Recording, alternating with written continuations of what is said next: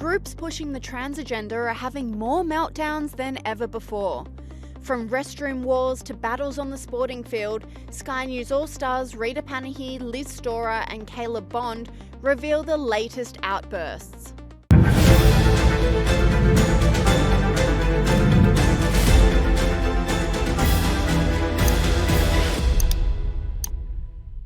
Female restrooms are the battleground of trans warfare. Sky News All-Star Liz Storer explains the controversial case of a woman whose gym membership was cancelled after she complained about a trans woman shaving in the female locker room. To America now, another gender-related story where this lady's gym membership has been rescinded because she had the temerity to take exception to a male in the women's change rooms. Here, her name is Patricia Silva, and here she is telling you her story. This morning I got canceled. Planet Fitness is defending the man in the women's locker room, the man with the penis, rather than the child sitting in the corner with a towel wrapped around her. I took that picture because I felt like I was in an unsafe space. I would like for you women to stand up and have a voice. It bears mentioning that Planet Fitness's stock has plummeted. People in great numbers in America have deserted this gym chain and just been like, no, if you can't stand up for women using your facilities and ensure their safety in the locker room, then we're not buying into this. There's plenty of other gyms to go to, and I love it when people vote with their feet, vote with their money. We saw this happen to Bud Light, we've seen it happen to Disney and many others now. So the fact that this gym chain, again, Planet Fitness, has so it's now Small Pacific Island Fitness. And similarly, a trans woman lost her mind at a hostel worker when she was asked to use the men's restroom. Let's start left ears with this trans activist who seems to be upset about being asked to use the men's restroom in a hostel. And so this happens. The poor migrant female worker is followed and filmed. And then listen at the end where this poor woman is told, you have no idea what my social status is. I can ruin you. About you telling me to use the men's bathroom, how would... I'm a girl. I'm a trans woman. How would it be if, you know, a woman actually went into the men's bathroom? How would it be? How would it be? Are you gonna answer? Yes, I'm with you together. We go to reception, okay? How would it be? Yeah, I'm with you together. Go to reception. Okay, let's go reception. Yeah, yes. You first coming, after coming, okay? No, go now. Yeah. Now. I take something, okay? Now. Yeah, I work. I'm a woman. Yeah. Don't be transphobic to me. You have no idea what sort of social status I have. I could ruin your whole reputation. I could ruin this whole hostel. The trans tantrums against innocent workers continued in a department store where a trans woman lost it at a worker, demanding the store supply tampons for men. Now here's another lefty losing it, a trans activist harassing a retail worker for internet clout. He demands, or I should say she demands, the bewildered employee supply tampons for men. I mean, this chick doesn't want pink packaging on her sanitary products. All right, out here shopping for tampons, but they don't have the tampons for men in yet. I'm gonna ask. Hey, excuse me, sir. So I found your normal tampons, but I'm actually looking for tampons for men today. Where would those be at? Let me see the one you got. I got these. Okay. But I want the ones for men, not those.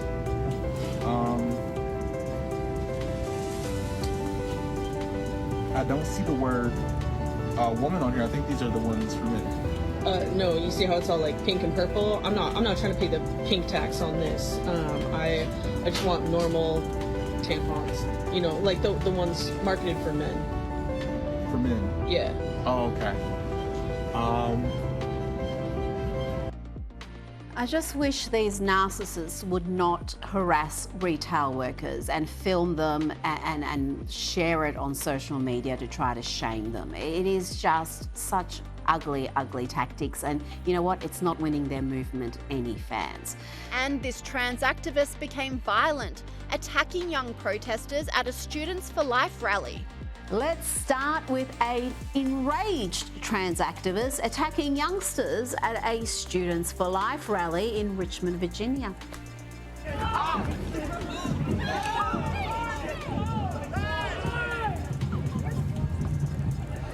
Ooh, you can be sure if someone with an American flag or, God forbid, a MAGA flag did that during a Pride rally, they most likely would not be able to walk away. Finding out those who claim to be oppressed victims can be the most entitled and violent. And possibly the strangest declaration from a trans person, that God is a trans woman, mocks Rita Panahi. A religious scholar who has declared that God is trans. God is trans. All y'all Christians out here losing your goddamn mind when it comes to trans rights, which is stupid, and you should be for the marginalized. But beyond that, your God is literally trans. In Genesis 1, it talks about let's make humanity in our image, the I form of they. The term spirit is a feminine word, important for the whole, Holy Spirit. And in ancient Israel, there were 8 genders. 8. Christians, where do you get off being transphobic? Stop.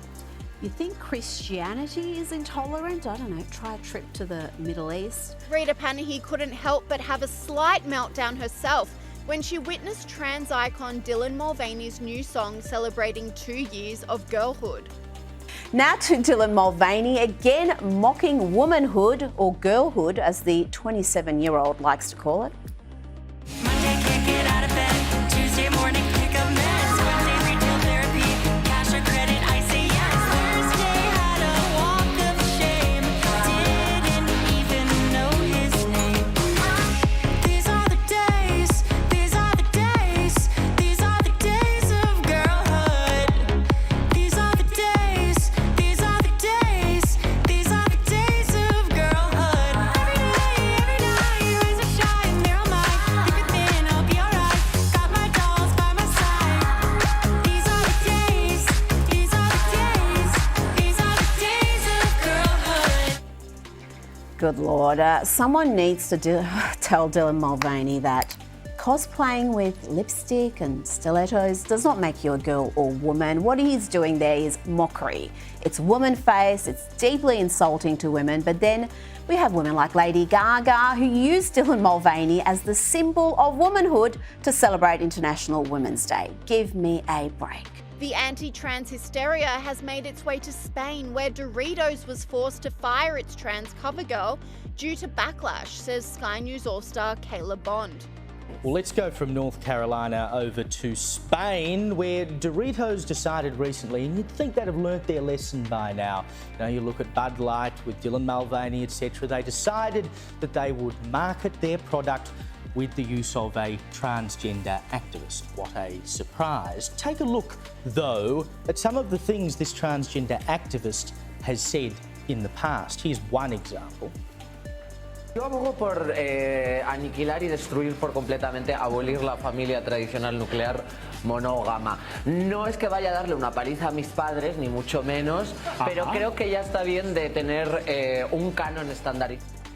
Exactly the kind of person you want to be promoting a chip, right? And then plenty of other things have come out since then, including tweets that this individual, who now goes by the name of Samantha Hudson, put out some years ago, including, and I quote, and some of this is quite disgusting, so settle in, "I want to do thuggish things to get into a 12-year-old's..."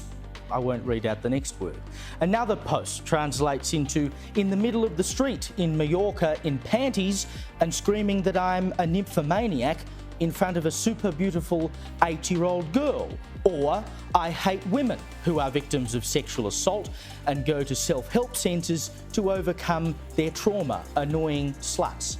Now, can you imagine why a company would employ someone to promote their product, assuming in the full knowledge of these things? I mean, you can't tell me that a company is hiring someone without either going through their history themselves or getting someone else to go through their history. Like, I get that they farm this stuff out to talent agencies or whatever, but if you've got a talent agent trying to sell someone, like, they surely look into someone before they go and represent them because they know it's going to blow back on them.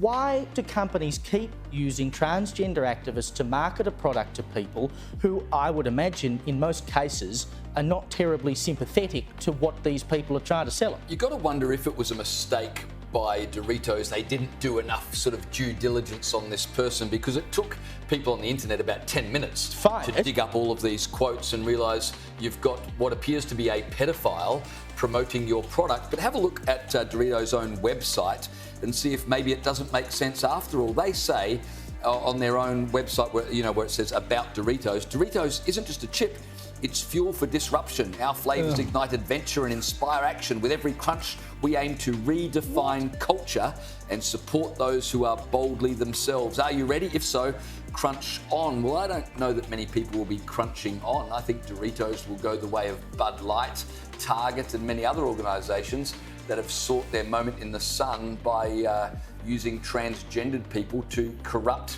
the youth of our current culture. Athletes have always been at the centre of trans meltdowns. Sky News All-Star James McPherson says it's a no-brainer for trans athletes to be banned from women's football. You mentioned Sam Kerr. Yes. Let's go to the UK for a second, because the English Football Association is being asked by the UK Cultural Minister to consider banning transgendered women, that is biological men, from playing in the women's competition. Now, I'm quite surprised, Liz, that they haven't done this already. Cricket have done it, swimming have done it. You'd think soccer or football is an obvious example where biological men would have an advantage. I did a quick check before we came on air, and if you just Google articles involving transgendered women playing soccer who are either injuring other players or dominating the league, I mean, you're spoilt for choice in terms of news articles speaking about it.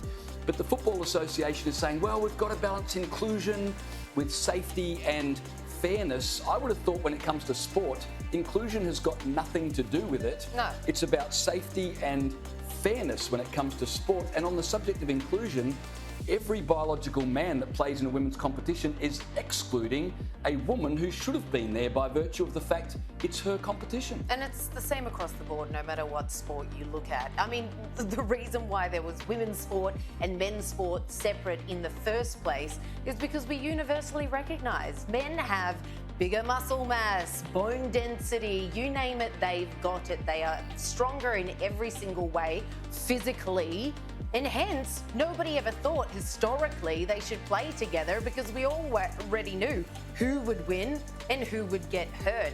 This obviously is a no-brainer. You do wonder if the Football Association is just being seen to take their time reviewing it rather than come out and be like, yep, we're getting rid of it as well. It's a complex issue. Oh, so complex. So complex. And Rita Panahi has revealed a shocking incident where a female player was injured by a trans woman during a basketball match in the US.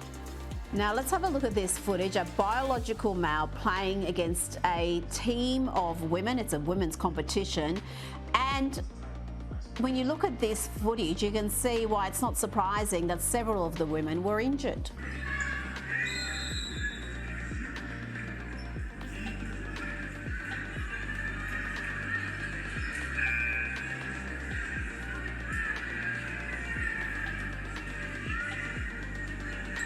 Stephanie, that game had to be cancelled midway through because there were 3 players injured. How many incidents do we need to have, whether it's amateur sport or even in professional ranks, before there is a hard and fast rule that if you're born male, you can play sport, but only with the men's competition? You cannot participate against women in women's only competitions.